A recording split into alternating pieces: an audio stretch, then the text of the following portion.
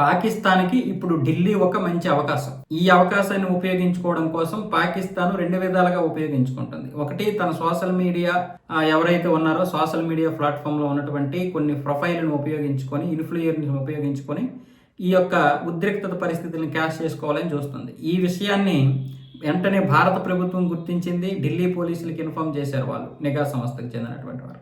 వెంటనే ఇప్పుడు ఢిల్లీ పోలీసులు అప్రమత్తమయ్యారు. ఇంకొక వైపు ఏమొచ్చేసి ఈ యొక్క ఉద్రిక్తత పరిస్థితుల్ని మనమేమైనా చేసుకోవచ్చా అని ఉగ్రవాదులు కూడా ఆలోచిస్తున్నారు. సో ఈ రెండింటిపైన కూడా మన నిఘా సంస్థలు దృష్టి పెట్టాయి. ముఖ్యంగా ఇప్పుడు 480 మంది యూట్యూబర్కి చెందినటువంటి, యూట్యూబ్ అనే కాదు సోషల్ మీడియాకి చెందినటువంటి ప్రొఫైల్ని మన ఢిల్లీ పోలీసులు గుర్తించి వాళ్ళకి చెందినటువంటి వీడియోలు ఎవరైనా సరే షేర్ చేయాలంటే 1-10 సార్లు ఆలోచించండి. ఏది పడితే అది షేర్ చేస్తే మాత్రం కఠినమైనటువంటి శిక్షలు అమలు చేస్తాం, కఠినమైనటువంటి చట్టాల్లో కూడా నెట్టవేయబడతారని చెప్పి ఇప్పుడు వార్నింగ్ ఇచ్చారు.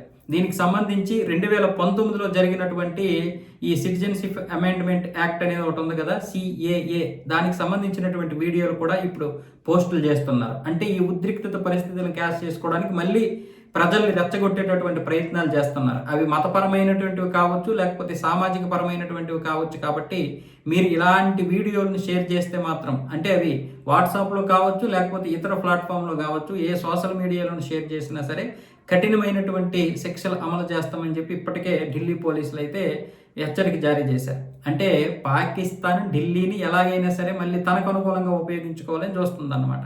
ఇదే కదా మంచి అవకాశం, మళ్ళీ తనకు రాదు ఇలాంటి అవకాశం. మళ్ళీ పైగా ఇప్పుడు ఇలాంటి పరిస్థితుల్లో ఇలాంటివి ఏవైనా ఉద్రిక్తత పరిస్థితులు తీసుకొస్తే రెండు విధాలుగా లాభం. ఒకటి, భారతదేశం ఇబ్బంది పడుతుంది. రెండు, వాళ్ళు అనుకున్నటువంటి పార్టీలకి లాభం చేకూరుతుంది.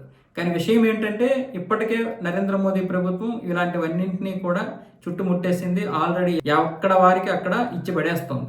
అంటే ఇలాంటివి జరుగుతాయని వాళ్ళకి తెలియదా? అందుకే నిన్న నరేంద్ర మోదీ ఒక 2 అడుగులు వెనక్కి వేశారు. జరిగినటువంటి పరిణామాలకి బాధ్యత వహించారు. అలాగే వాళ్ళు వెనకడుగేసి ఇప్పుడు సోనం వాంగ్చుక్ను కూడా ఇమీడియట్లీ దీక్ష విరమింపజేశారు.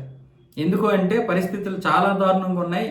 మళ్ళీ ఏదైనా జరిగితే మాత్రం అందరూ బాధ్యతలం అవుతాము, అప్పుడు దేశమే నష్టపోద్దనే విషయాన్ని క్షుణ్ణంగా చెప్పడం వల్ల మొత్తానికి సోనం వాంగ్చుక్ కూడా విన్నాడు, దీక్ష విరమింపజేశాడు.